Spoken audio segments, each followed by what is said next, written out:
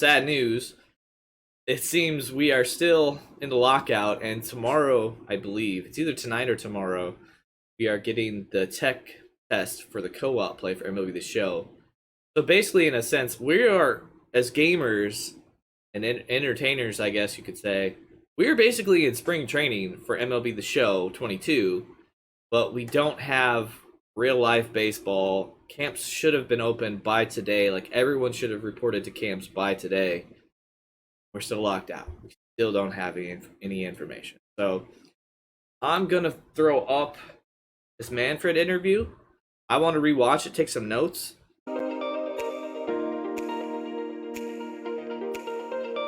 Competition committee, the product on We got about 20 minutes. The experiments with rule changes in the minor leagues.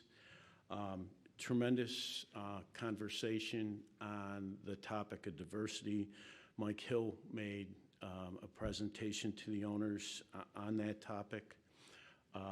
Great report from Tom Ricketts, who's the chairman of the International. Boo, nobody likes Tom Ricketts. Like the Cubs owner guy. Planning and Bill, I thought was on the Marlins. New business initiatives, particularly those related to the blockchain, which is NFTs plus. I mean, a lot of gross topics. Well, let's not talk about NFTs right now. With respect to labor, let me start with the most important point.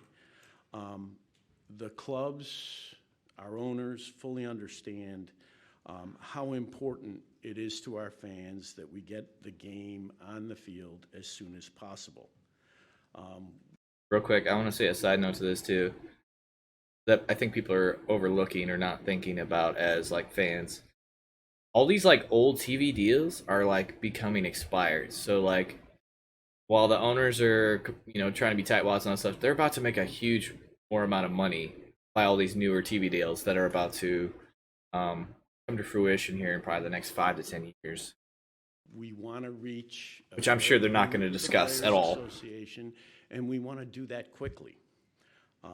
We have listened carefully throughout this negotiation, and we have moved towards the players on key areas in an effort to address their concerns. We've proposed an agreement that is better in every respect than the expired contract. Have an open mind. For the first time in history, and despite substantial opposition by some clubs, we've agreed to institute a draft lottery to address the players' concern about clubs not competing. The players have said throughout the process that a key priority is getting young players paid more. We agree, and we actually share that goal. That's why we've proposed to increase pay to young players through significantly increased minimum salaries and by accepting the concept brought forward by the players of a bonus pool for the game's best young stars. Under our proposal on the table, every single pre-arbitration player would be better off than under the previous agreement. So this is one of the newer things that I had not thought about. But this bonus pool money for players that are making their minimum salaries, or these rookies or whatever that overperform what they're being paid. I really want to know where this money is coming from, and how do you even define what's the right amount? I know some people have in their contracts okay, if you're top 3, top 5 in Cy Young, you get this bonus. If you're an all-star, you're a bonus. If you're any type of award winner, you get this bonus. Are we strictly taking those numbers, because those are been agreed to it by player by player situation? So if you have a Max Scherzer and you agree to that in the contract, okay, well, that's a legit chance he's probably going to get it. But then there's other people that they might say oh, I need to be in the top 10 at MVP votings. Well, you might be I don't know, Morneau was revealed. I think he had a window of 3 years where he was in his prime, where I think he got a couple MVP votes. But that's one of those things where, say you sign a 6 year deal, you might expect to pay that bonus once. Is that that dollar amount is probably different than the Max Scherzer? So is that the type of money we're talking about? I can't even put a good number, but I'm saying 250,000. I don't know what this number is. would love to know the set dollar amount for this, but I'm sure they're still battling it over. Universal designated hitter and the elimination of draft choice compensation. These changes will improve the free agent market by creating additional jobs that are often filled by veteran players and by reducing, actually eliminating, the drag from compensation. We've made a meaningful proposal. All right, obviously we know about the DH. That one's pretty simple to explain. The no draft pick comp and free agency. So a lot of these players that they do their 6 years or whatever, and then they become, they've done their arbitration or whatever. They the way that it has been in the past is that you would offer them a qualifying offer, and that offer is usually like average salary of like the top whatever percentage. I think usually around I think like 18 mil, and basically the players that get these offers sent to them usually are going to make more than that, so that they decline. And then the team gets draft pick compensation when they sign elsewhere. I've never really had a problem with this, but it's for those guys that, like that one pitcher on the Giants, I think Odorizzi too. Like, it's for those certain guys that like they're borderline. Like some clubs might think, okay, they should get about this value, like maybe a little bit over. And the ones that are under it, like it hurts that specific player's market because the draft picks are so valuable these days that they don't want to give up a draft pick for a player that they don't deem that value. So then, like their market is like non-existent, and it really hurts that player. And as we saw in the last previous years with like Odorizzi, I think it was Greg Holland. Like these type of players, they go unsigned, unsigned, unsigned, unsigned, and then they get to camp late, and then they struggle. So it really hurts that like player's career. So like, I I'm glad that they're kind of getting away from that because of the in the player's term it sucks.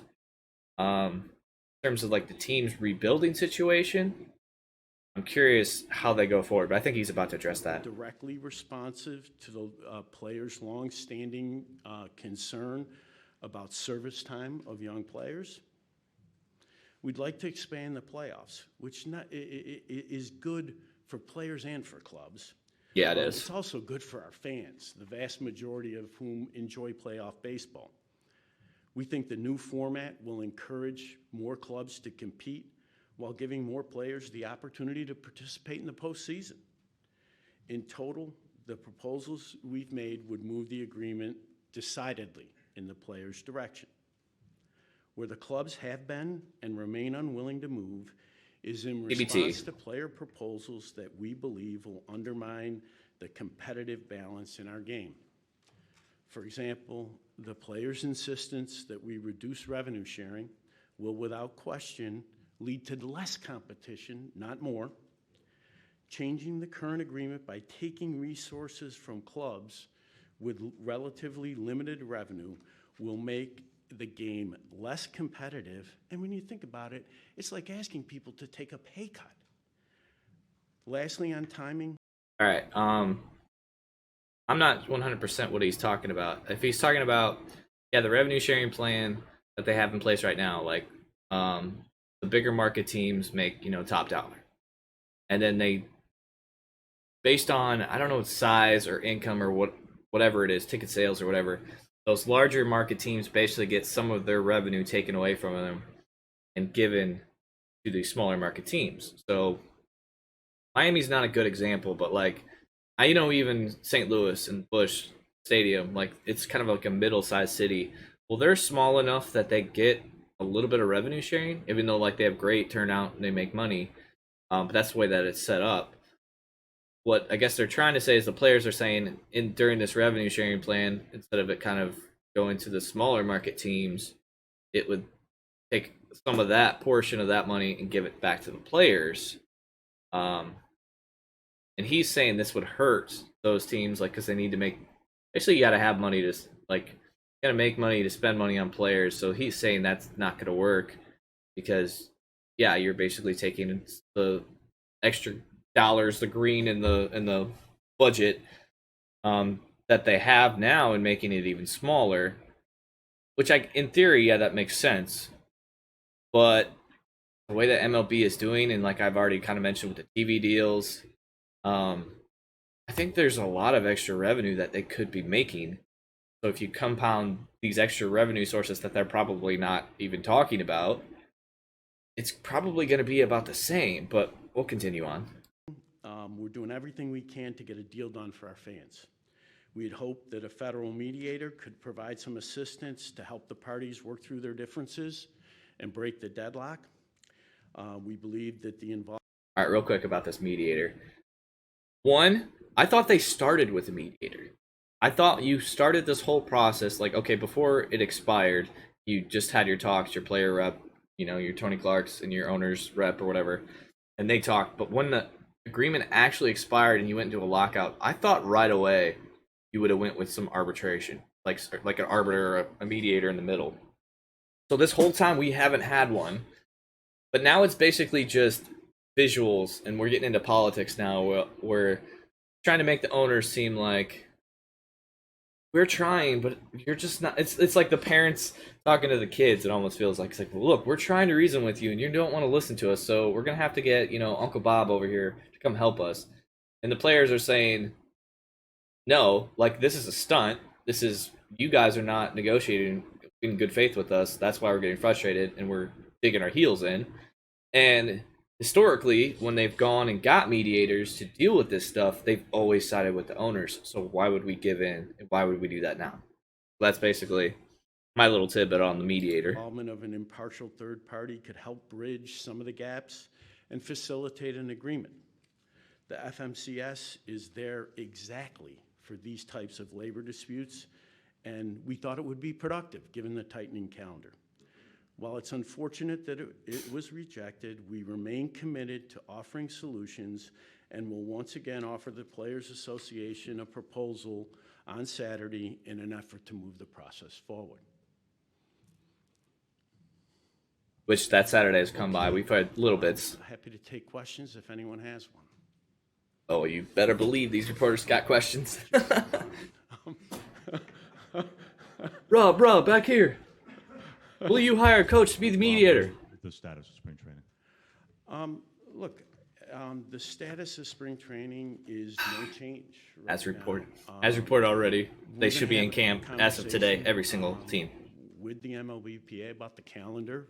We understand where the calendar is, but until we have that conversation and until we see how this session on Saturday goes, it's no change.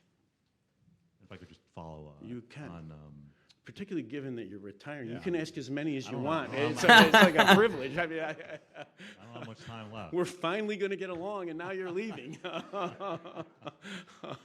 Bad joke. That's a bad joke. December 2nd, when you announced the lockout, you Yeah. said, we hope that this lockout will jumpstart the negotiations. And then there was nothing until January 13th. How do you reconcile those two facts? Holidays. We have consistently Try to get everybody in a room. tried tactics to move the process. We hoped the lockout would do it. We thought the mediation suggestion might help do it. We've reached out and made proposals.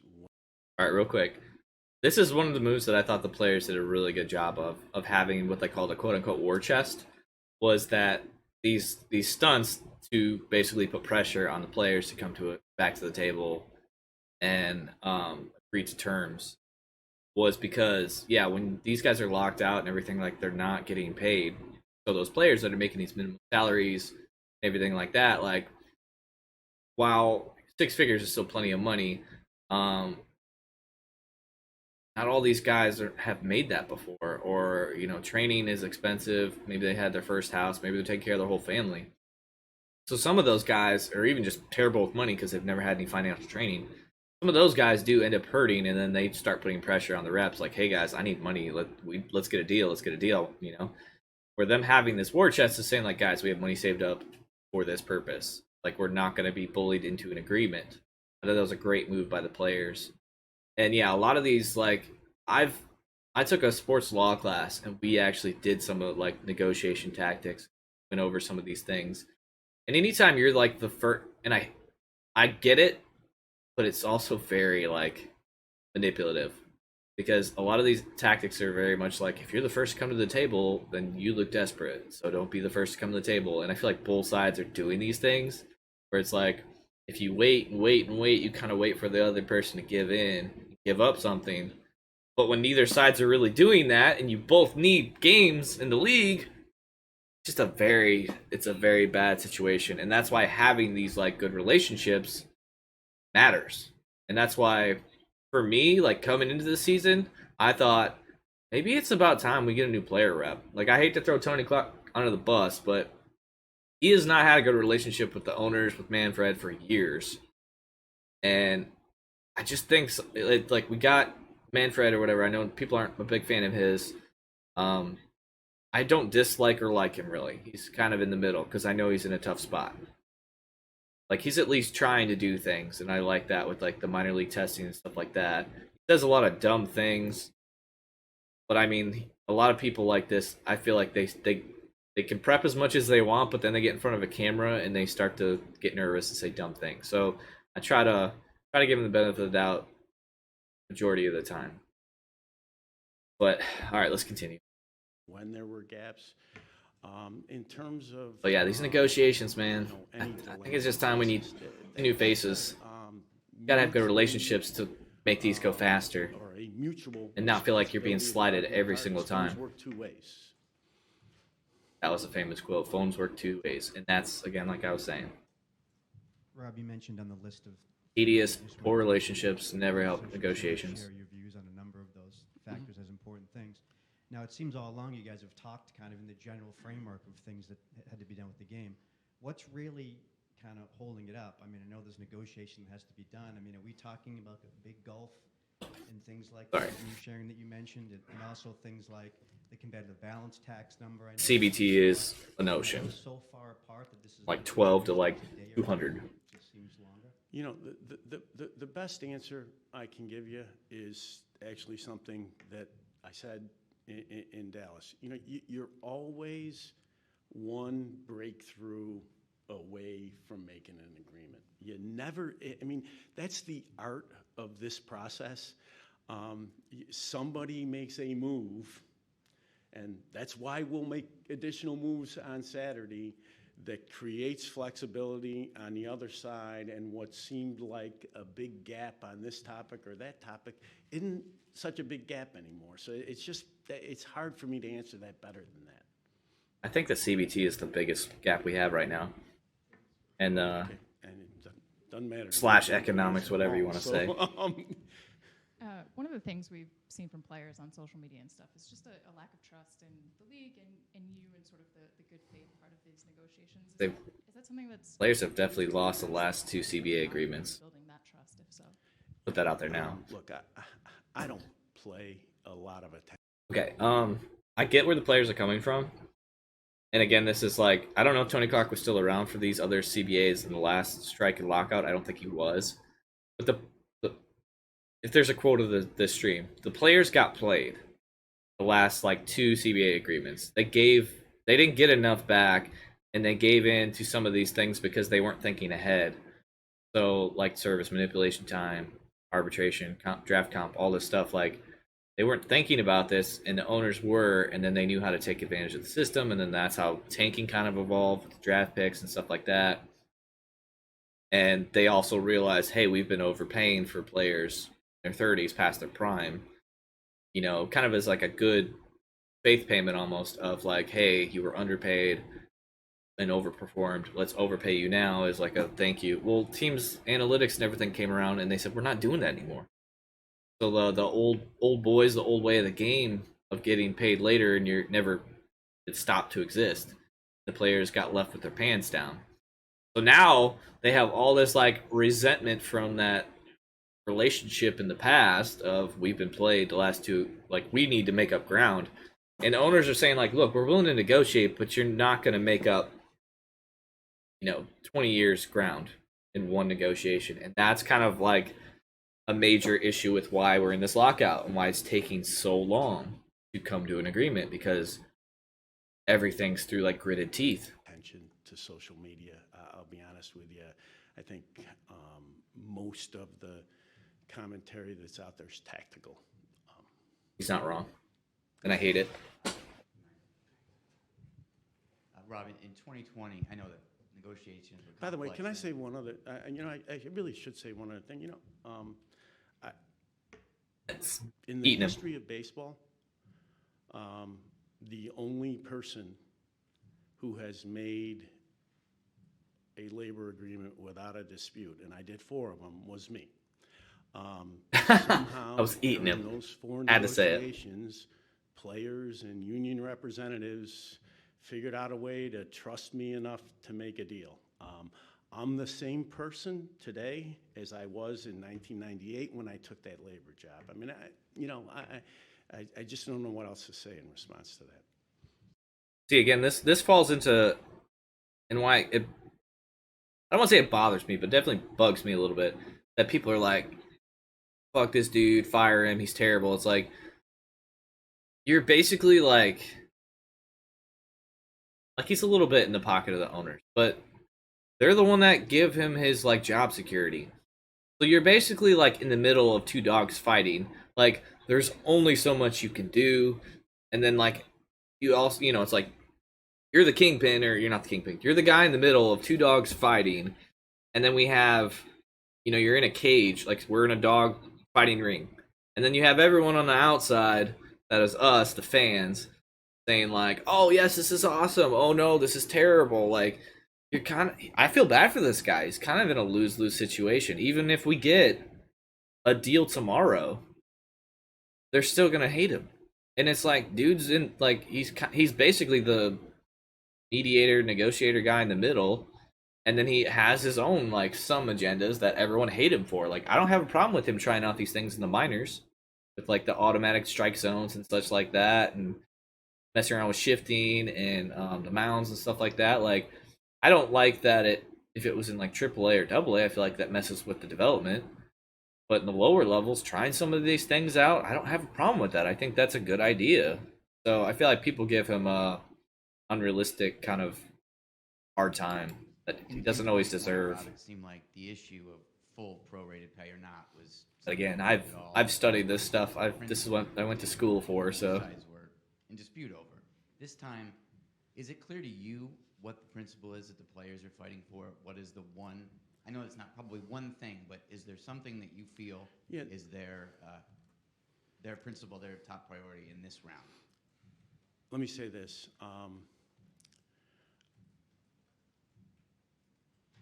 And I don't mean this as a criticism. I do think one of the difficulties in this process is that from our perspective, and it's all about people's perspective, there's been a mismatch between rhetoric and proposals. Rob, would your clubs play Grapefruit League and Cactus League games with exclusively non-40-man players if there were no deal? Yeah, I don't intend, and the clubs don't intend, more importantly, to play what would otherwise be major league activities with minor league players. Rob, do you believe that we will have opening day on March 31st? I am an optimist, and I believe we will have an agreement in time to play our regular schedule. You're an optimist, but are you prepared Are you a realist? to miss regular season games if it comes to that? At this point, given no. consideration to what Or he probably started the thought process, but adverse effects that might have on the sport's vitality. If I hadn't given consideration to what it would mean to miss games, I wouldn't be doing my job. Obviously, Yeah. I pay attention to that. I see missing games as a disastrous outcome for this industry, and we're committed to making an agreement in an effort to avoid that. Is there a point at which missing games would be more costly than just meeting the union where they are with their proposals? that's too tough to I just define. can't answer that. I mean, I really can't. I mean, it would depend on where the union is with their proposals and how many games you're talking about. Yeah, so that's a great question by the reporter, but if he answered that, there's no coming back, because that's a really hard thing to define. Like, if 5 games a day equals X amount of dollars to the league, and you say you miss 2 months worth of games, yeah, maybe that balances out in this money that we're arguing over. Miss a week, not a big deal. They'll be fine. But like, you cannot answer that question. So either did a good job there or he had media training of saying like, don't answer that.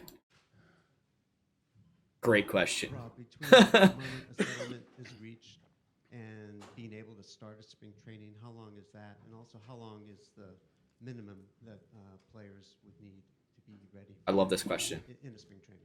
Yeah, I mean, we do have some logistics that would have to be handled between an agreement and actually opening the camps, the biggest of which is the players getting where they need to be. Yeah, logistics. We also have to ratify, right? It should have been today. Ratify, and we have to ratify, and we won't open the camps until it's ratified. But those are, they can both of those activities can take place at the same time concurrently, and they're not. It's a few days, you know. It should all be able to be done in a few days. Spring training. About a week later. Unfortunately, have some experience with this. We thought, you know, 20, 21 days, whatever we had in 2020 was a problem for us. The injury data supports that. Yes, idea. 3 weeks. You know, we'd like to be, you know, 28. I'm trying not to, you know, be hard and fast, but we think more like 4 weeks makes sense. Okay, you said a few days between settlement and being able to open camps. So Mhm. less than a week is realistic? Yeah, I think it would be less than a week. Go ahead. I don't work. My man's working his way. Oh, okay. Two questions, sorry. If you could explain, I guess, in the proposals, you know, in the CBT. Real quick. Basically all I said was missing spring training. Like, is it to get the season started on time? To get the season started on time, is it ideal to just basically cut down spring training? You know, less games there, less preparation for the players. And he said no. When they had the problem with COVID, they gave them 3 weeks, 21 days. The data backed up that they needed more time due to all the injuries that happened. And even last year with the shortened season, we saw so many injuries because of these time periods of not having time to build up, not having that regular like body usage and whatever. So what he's saying is no, we don't want to cut spring training down to like 3 weeks. Ideally, it still should be 4 weeks at least, which I agree. Like penalties and tax rates, they have gone up in MLB. It's also why I think we lose Could you explain April what reasoning or thinking in that? for the season. The tax rates are status quo. They're the same rates that are in the expired agreement. I think with one may have a 5% change, you know, 5 percentage points, but they're essentially status quo rates. The only change in the non-monetary side is because of the elimination of draft choice compensation. Some of the old non-monetary penalties wouldn't work anymore because they were keyed off draft choice compensation. And there is a proposal for, you know, something to substitute. It's a substitute for what we're giving up by the elimination of draft choice compensation. And a minor thing that had come up earlier, I think that drug testing has stopped. Is that accurate? And then is that any of concern to you? Obviously, It is accurate. You know, our legal authority to conduct drug tests expired with the expired agreement. It's a topic of concern. Another, you know, labor disputes make topics of concern. It's another. All right, 2 things. Yeah, the players, since it's over, are not being regulated for drug testing right now. So we could easily see players on performing drugs right now. Could they get busted later? Maybe, but by then it might be out of their system. The thing before that, it's kind of hard to explain, define without the specifics. Like what they're saying is like before there was penalties of money and draft pick compensation, but if there's not draft pick compensation being lost, they need to find another way to penalize teams for doing these, and that's what they're saying, like, or at least the way I interpret it, because I'm not sure exactly what he's saying, but they don't have a replacement for these penalties yet, but that's the stuff that's being negotiated, so we don't really have any proposals on that I've read. Another one caused by the dispute. Robin, in declining to say that spring training will be delayed today and making a proposal on Saturday, does that indicate that you're hoping your proposal is significant enough or viewing it as significant enough to make realistic an agreement? We're talking now that would have to be look at the calendar, a few days, right? And then reporting on time, that would mean agreement very quickly. Yeah, look, I said 2 things. Number one, we need to have a conversation with the union about calendar before I get into making those sorts of decisions. With respect to the proposal, we're going to make a good faith, positive proposal in an effort to move the process forward. Whether or not that happens, it's a product of the process. I just don't know. It's a good proposal. Rob, you said you're the same guy since 1998. You've gotten all your deals done. Mm-hmm. That's technically true, but 2020 obviously was a unique situation, but that could have started earlier if the two sides had agreed quicker. Yeah, I'm going to stop you right there. I 100% disagree with that. If you go back and look at the governmental authorities who was giving us permission to play, there was no way we were going to say, whether we had made an agreement or not, there's no way we were starting earlier. But do you dispute that there was considerable tension between the two sides in 2020? Oh, Like no. the I mean, I stopped you only on the idea that we Yeah, could have played okay. more. Look, the history of what happened in 2020 is what it is. It was a contentious negotiation. My little knowledge of reporting, but working with people, belittling the guy before asking the question is a terrible start. And yeah, and I'm glad this might make him seem very defensive and mad, but he completely agreed. Like, the COVID season sucked. We lost a lot of games and everything, but MLB in a sense also had their hands tied because, like, that's why the Blue Jays couldn't play in Toronto, because we had like legal and CDC stuff that had to be decided first. Oh, 1998, you've true. gotten all your deals done. Mm-hmm. That's True. technically true, but 2020 Technically true. was a unique situation, but that could have started earlier if the two sides had agreed quicker. Yeah, I'm going to stop you right there. Technically, you got your deals right, but it technically could have been started earlier. Yeah, because we were dealing with the CDC and government by state to state. Like, whether we had made come on, an bro. agreement or not, there's no way we were starting earlier. But do you dispute that there was considerable tension between the two sides in 2020? Oh, Like the no. same I mean, I people stopped you doing- only on the idea that we Yeah, could have played okay. more. Look, the history of what happened in 2020 is what it is. It was a contentious negotiation. And it's the same principles on both sides. Yeah, that's true. So it's Like I said, we had a contentious negotiation in 2020 over one issue in the middle of a pandemic. The longer track record is we made 4 basic agreements without losing a game. We made some agreements early, and most of them without any public rhetoric surrounding them. right. I guess my question is this group of people on both sides, is this a factor in this issue? And this is the first time, with Tony and Bruce and you and Dan, with these specific people. Yeah, look, He's fishing. this, He's so fishing for inside dirt right now. And again, he's asking a question without asking a question. Like, hey, because of the contentiousness that you just said was true, because of the contentiousness of the COVID negotiations, would you say that's part of the issues with now? Obviously, dude, but there's also like 10, 20 years of history with like the players signing bad contracts with the CBA. Like, how do you answer this without sounding bad? we conducted negotiations, Michael and I, in a certain way. This 2020 and this negotiation have been a little different, maybe a lot different than those negotiations. I mean, that's true. That's probably the best thing you can do. They're different. Any more questions? About 6 minutes left on this. Rob, you said you're being optimistic and you're an optimist. Is it by nature or because of the sense of where you're headed? Look, I think that Probably by nature.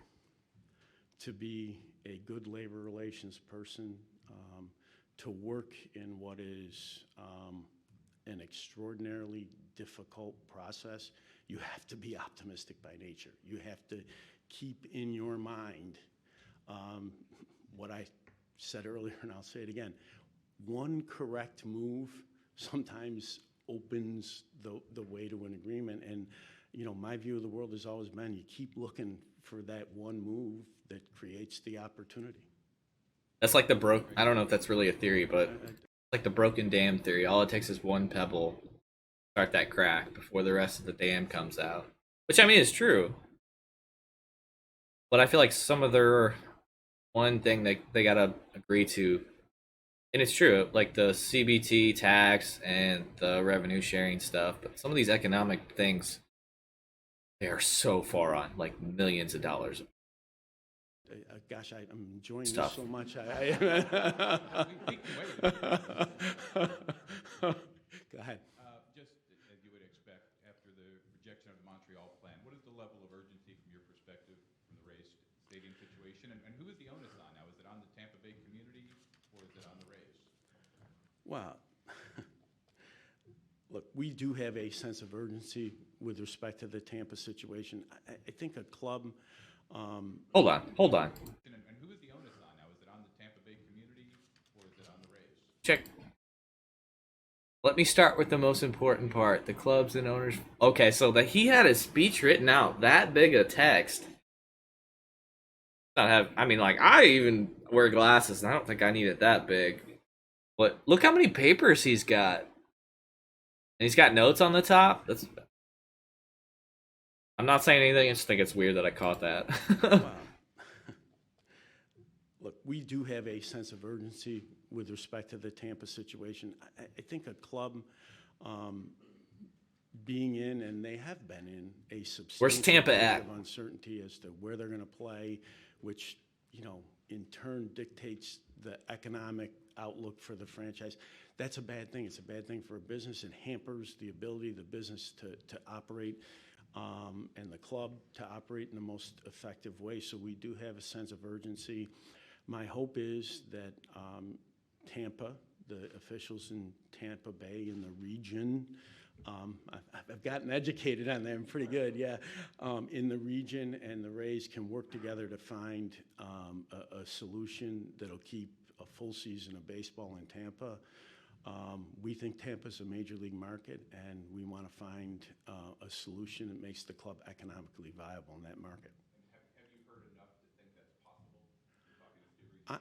I'm encouraged by, I thought Mr. Sternberg's tone the day of the announcement was, and I said this in the executive council, I thought it was pluperfect. I mean, in a extraordinarily difficult situation, I thought his tone was great. I think some of the comments from civic leaders in the region have also been encouraging. Would you say that owning a baseball team is a good investment? Ooh. It's interesting. We actually hired an investment banker, a really good one, actually, to Obviously. look at that very issue. If you look at the purchase price of franchises, the cash that's put in during the period of ownership and then what they've sold for, historically, the return on those investments is below what you'd get in the stock market, what you'd expect to get in the stock market, with a lot more risk. So, again, I'm not a financial planner at all, and my knowledge of this is kind of based on Sims. But when I ran teams, I definitely had a huge budget, and unless I made the playoffs, my teams did not typically make money. Because I mean, at least then there was no negotiation of TV deals. Revenue splits was very minimum because I was in St. Louis. But like I said, unless I made the playoffs, I didn't make much money.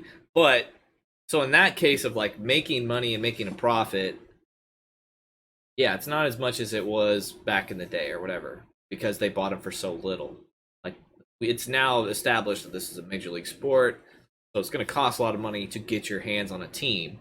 But that being said, I don't think there's one owner that hasn't made a profit off of selling his team. And usually it's a significant amount of money. Like, how much did Cohen just buy the Mets for? My lord. So, that's one of those, like, yes and no answers, but he's trying to make it seem like that was definitely a good way to say it for the owners, to make them not seem as greedy. Rob, I know you talked about how some of what the players were What's saying on? rhetoric, but they are quite often using your name in those comments. How much responsibility do you personally take for this work stoppage? Look, I said, it is part of my job to get us to an agreement that keeps the game on the field. I take that responsibility really seriously, and what somebody says on social media really doesn't affect my thinking in that regard. It's my responsibility to do everything we can to make an agreement that the industry can live with and keep the game on the field, and we are trying to do that. Right, you're talking about the different ways you were making proposals to improve the players' situation. Can you put a number or an estimate on, in the totality of your proposals, how much the players would gain? Is it 10 million? Is it 100 million? How much more new money is going to players? Oh, I mean, over the term of the agreement, between the minimums, just the minimums and the bonus pool numbers would be in the hundreds, be more than, it'd be in the hundreds of millions of dollars. That isn't even getting into valuing things like additional DH jobs, which are high-paying jobs rather than low-paying jobs, the elimination of draft choice compensation, which would tend to increase player salaries. I mean, you're talking about a lot of money.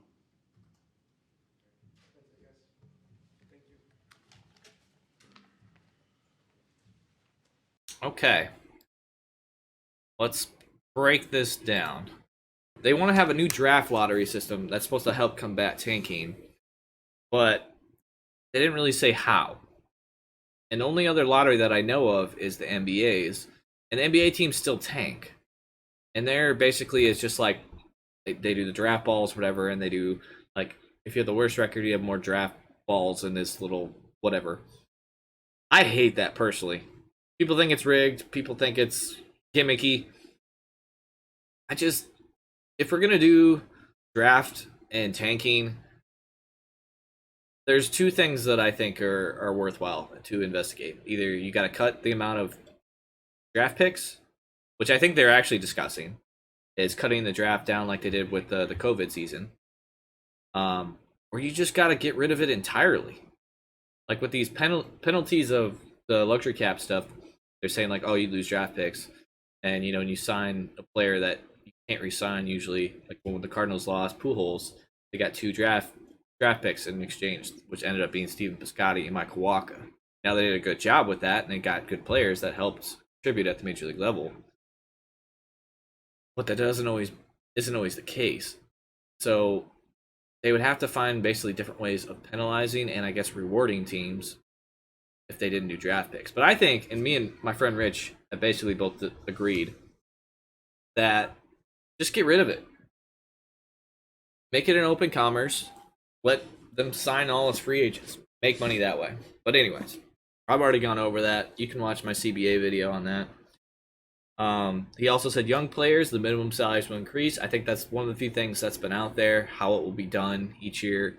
It'll go up.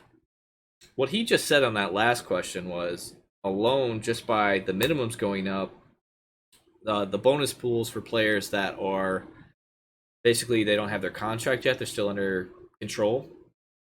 They're gonna have bonus pools. So like if they get MVP awards, Rookie of the Year awards, all this other stuff, like so they have to save this bonus pool. Well, if they don't get these things, where does the bonus pool? Does it just sit there? Is it redistributed to the players' teams? Like, I'm not sure how that works. I don't think they have that figured out either. But between minimum salaries, this bonus pool, and then the fact that we've now added the universal DH, which gives, the National League teams basically another player that they got to go out and pay for. I mean, I think that's kind of it's technically true, but that doesn't necessarily mean that people are going to go out and buy a DH. Like, if anything, that helps, like, the Nelson Cruz's market, but not necessarily anybody else. But he said between those three things, the minimums up, the bonus pools, and more money for needing to have a DH, that the league will give 100+ million alone towards that stuff. I mean, that's not chump change, so that is significant. I was always curious how much money would actually be lost by the owners by the minimums going up alone. That being said, over the last couple of years, we have been, or not we, I'm in the middle, guys. The owners have been cutting minor league programs and trimming the quote unquote, trimming the fat of all these systems because we have so many minor league programs. And even then, I think in one of these latest articles, they had said like they were going to cut the maximum amount of players that they could have in these systems, which I think currently it's like 190 or 180. And there are some teams that like would actually have to cut players because they're over that, and then there's others that aren't even close. They're in like the 160s. I know me personally, unless you have a bunch of injuries related, I would much rather have less amount of guys because then they're getting more playing time and such and all those sorts. But okay, and then they also admitted or agreed to no draft pick compensation. So like I said, those players that get those qualifying offers, they're no longer going to have a hindrance of teams not wanting to offer them a contract because then they would have to give up draft pick. My fallout there is okay. Well, if you have some of these players that are coming out like Lindor or something like, I mean, he signed with the Mets, but like he was one of those names, and you don't get that draft pick comp anymore. It's not a bad thing. I'm just curious how like owners will try to counter that.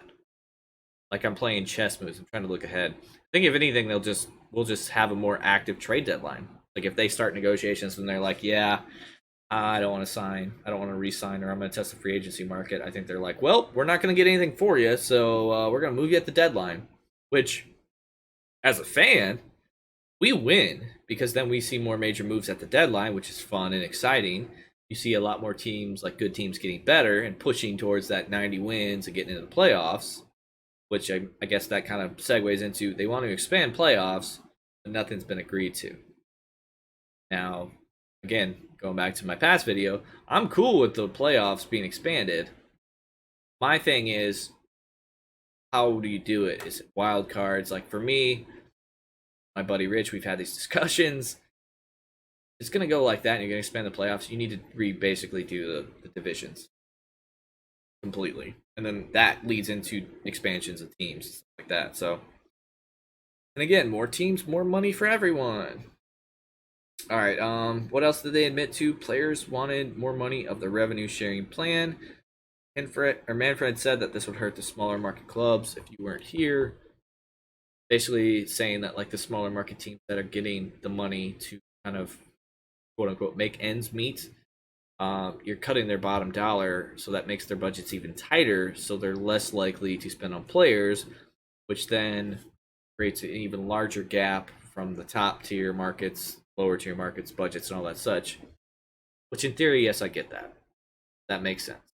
But then you basically, to me, need to read, like, if it's right now, you take away 10% from the New York markets and you're giving them to Kansas Cities, or I don't even know, Colorado. I don't know what the smaller markets are specifically.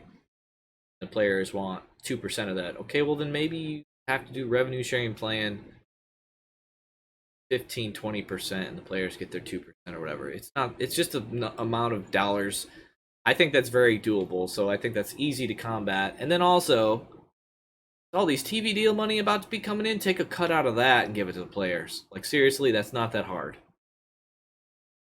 He also agreed that the 3 weeks prep time, and the data backs this up, that is not enough time for players to get ready. Like the spring training only being 3 weeks. I agree with this. So we need at least 4 weeks for spring training. That's kind of the ideal amount that players need to get prepped and ready going into the season to, be ideally trained and healthy and stretched out and all those good terms you want to say. And those are basically the major things that he addressed. Again, I've said it a couple times. They didn't say anything about TV deals or any extra like revenue sources that are coming, which I think is one of those things that we're not going to hear about until after the CBA comes out. So then the players will once again feel like they didn't mention that. That was a bad, negotiated in bad faith, but I'll give the owners the benefit of the doubt. Maybe they are discussing this and they're just nowhere close because they don't really have, legit numbers to go off of. So maybe they think kick can down the road. This might be a negotiation for the next CBA to worry about. Which, as much as they've been arguing, that's probably fine at this point.